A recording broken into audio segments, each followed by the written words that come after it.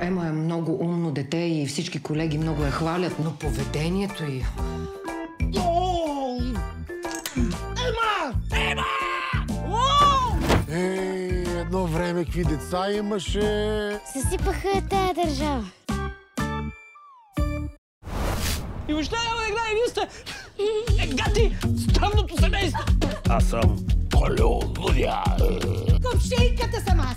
Искаш аз съм червената шапчица? Да? Само глупости ви учат в това училище. Калуяне! Димитре! Калуяне! Ами ние сме инфлуенсъри. Смисъл? Бе, търсим гъби. Да. Ти нещо да не си объркала приказката, а?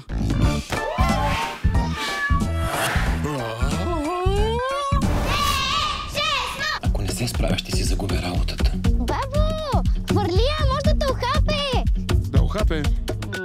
Може, какво ще правим без баба ти?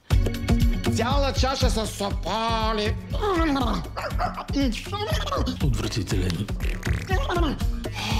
Ти да ме отровиш ли искаш? Я дай тук тая анкета да видиш какво става сега. Керанче. Ама керанче, няма меранче. Нали знаеш книгата Шоколандия? Знам я, да.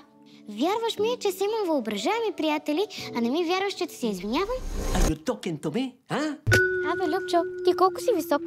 Колкото толкова. Пубертета ще наваксам. Да, точно това му е хубавото на детството. Не е нужно да мислиш толкова, да се тревожиш, да се напрягаш. Обичам те, дядо. И аз те обичам. Гледайте семейната комедия Ема и Шоколандия.